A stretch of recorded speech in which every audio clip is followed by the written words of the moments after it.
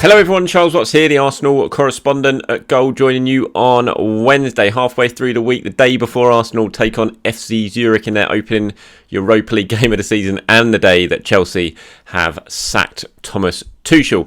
I will talk about Tuchel towards the end of this video because I feel like I want to comment on it. I know it directly doesn't involve Arsenal, but it kind of does because they're a rival and everything, so I thought it was worth talking about and giving my views on. But we'll start looking ahead to that Zurich game first of all, shall we?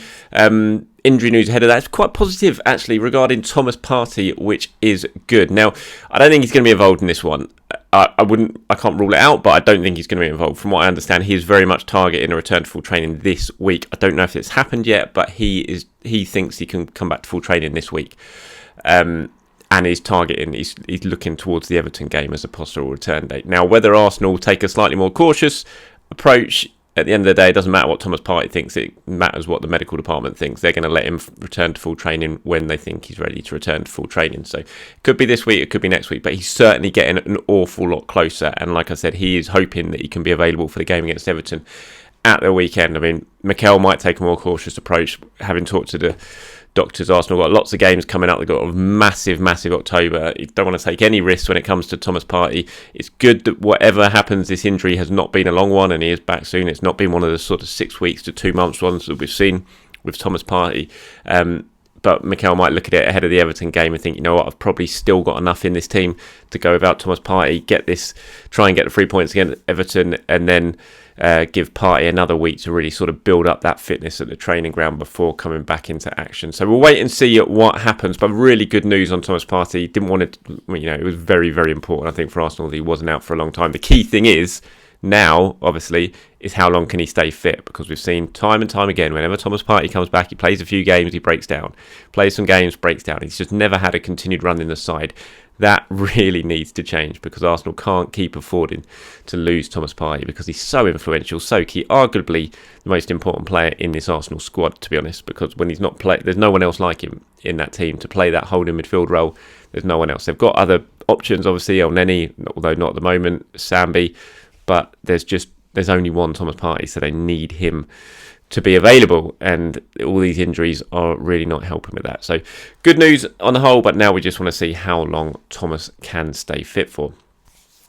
Sort of looking ahead a little bit to the game on Thursday. Now the players are training today, they're at London Colney today, they then fly out to Zurich this evening. Mikel Arteta and a player will be doing a press conference over in Zurich ahead of tomorrow night's game. I think it's going to be really interesting to see what sort of team selection Mikel Arteta goes with tomorrow night.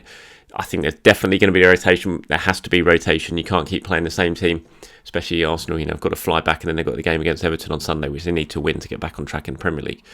So there's going to be opportunities for some of the players we haven't seen get too many minutes so far this season. I think Mikel will still go fairly strong. I don't think we're going to see a team with 11 changes, just because the amount of times whenever I was talking about this to another Arsenal journalist the other day, and the amount of times we turn up to these sort of games, either in the Carabao Cup or in the Europa League, and we think he's going to make loads of changes here, and then we get really surprised at just how strong he's gone with the team selection. It just seems to happen all the time, so I'm in that sort of mode now where I actually expect him to go fairly strong. So I wouldn't be surprised if players like, I don't know, Granit always tends to play, potentially Martinelli, because if Smith Rowe doesn't make it, and I don't know if he won't make it or not, but if he doesn't make it with that problem he had after the game against Man United on Sunday, then who else do you play at left wing? It's got to be Martinelli, really. So I think we'll see a couple of the regular starters in the Premier League be involved in this starting 11, but there will be lots of changes. Matt Turner, for example, I'm fully expecting to see him get his debut in goal. Tomiyasu, Kieran Tierney, Rob Holding, all those sort of players. It'll be interesting to see who plays alongside Rob Holding. You could play Tomiyasu and Holding as a centre-backs and then play Cedric at right-back. Might well be what he goes for, because it gives up minutes to all those players who need them in midfield. Like I said, I think I wouldn't be surprised if Granit plays. I wouldn't be surprised if Sambi plays.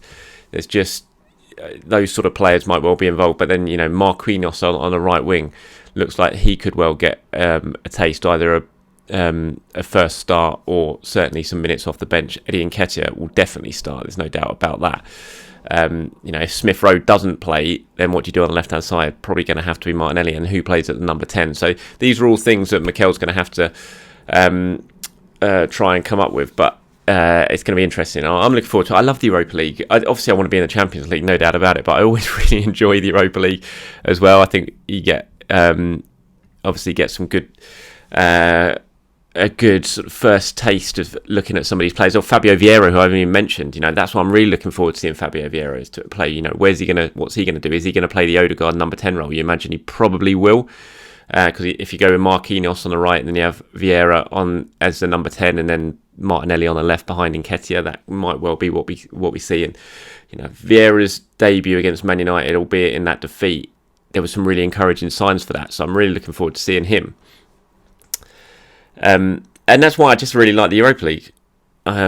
It's just a fun competition. Yes, you want to be in the Champions League, no doubt about it. But I like the group stages, getting to see some of these players, and then it just feels like Arsenal got a bit of unfinished business in this competition as well. Been so close on the occasions, twice in the semi-final, once in the final. You just feel that this is a competition that they need to win, and then hopefully get out of it and stay out of it and never see it again and just stay in the Champions League. But while they're in it, you really just want to see them win it. And they've got a good opportunity. Yes, we don't know who's going to come down from the Champions League. We'll have to wait and see. But when you look at the teams that are starting in the competition right now, there's no one for Arsenal to be afraid of. And it just kind of remains to be seen who could well be dropping down from the Champions League. One of those teams could well be Chelsea. I don't know. Obviously, got off to a terrible start yesterday, losing to Zagreb, which has led to Thomas Tuchel now being sacked. Brilliant from Zagreb, to be fair. I watched that absolutely fantastic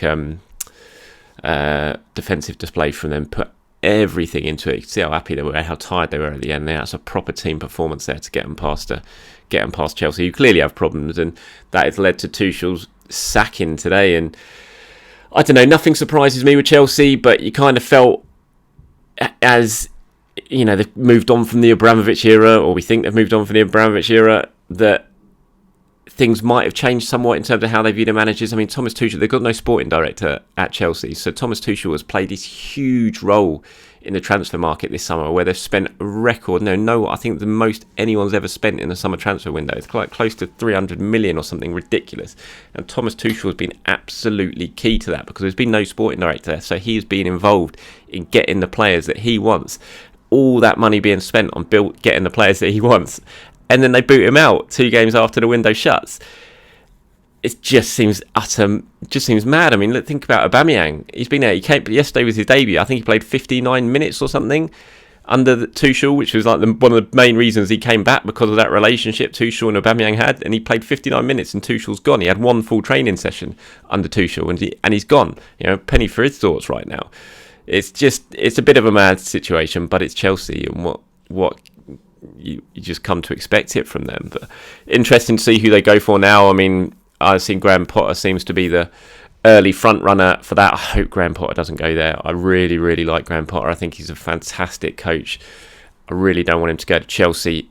I'd like to see him stay at Brighton, just stay out of that club for now, because he's going to get a big job at some point, no doubt about it. One of the top clubs, if he carries on the way he's going and the way he plays and the way he thinks about football, he's going to get a big job. But you just feel Chelsea, how such a mad club they are, it might put Potter back a little bit if he goes there now and things don't go right and he suddenly ends up getting fired.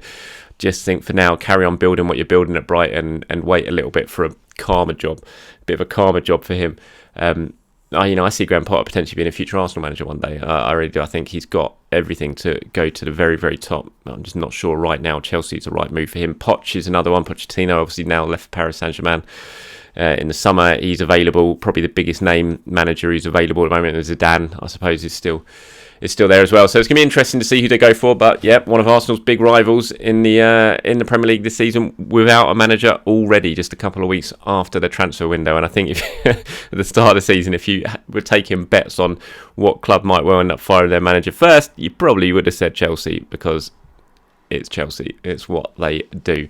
But yeah, interesting one for that. Bernd Leno has been talking. He's been speaking to the German press.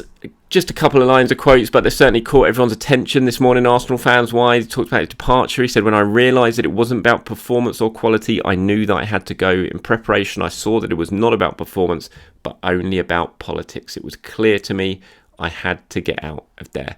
So, yeah, interesting comments from Bernd. I'm not surprised. I mean, if in training he was looking at it and he thought he was the best of the goalkeepers, then yeah, he was probably thinking, why am I getting an opportunity? It's not like Ramsdale hasn't made many mistakes, or any mistakes recently. I don't think Ramsdale's been terrible, but he certainly made a few mistakes recently towards the end of last season and the start of this season. So I'm not surprised Leno was a little bit disappointed and felt like he should have been getting more of a game time. But hey, Arsenal spent big money on Ramsdale. They believed in him. They brought him in to be part of this new project, and unfortunately for Leno, he wasn't really viewed as part of it. So it's football, isn't it? So look, he's got a good move, Leno. He's stayed in the Premier League. He's stayed in London, and I hope he goes and does really well. He started pretty well at Fulham. Looks very popular there at the moment. So hopefully he does really well. So that's what he had to say about his departure.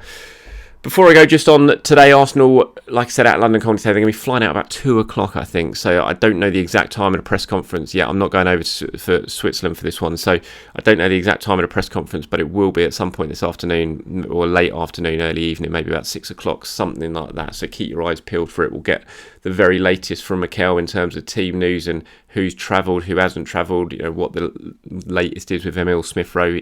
Is he injured? I think that's going to be key. If he's not, then I fully expect Smith Rowe will play on Thursday nights. He needs to get some minutes. But if he is injured, then who plays on left wing? Do you risk Martinelli or not? Let me know what you guys think. As always, please do leave comments below about anything you agree with, disagree with in this video, who you want to see start against Zurich, who should go, who should make the trip, and who should Mikel maybe leave behind to get a few days rest into their legs ahead of the big game against Everton on Sunday. Thanks for watching, everyone. Have a good day. I'll speak to you soon.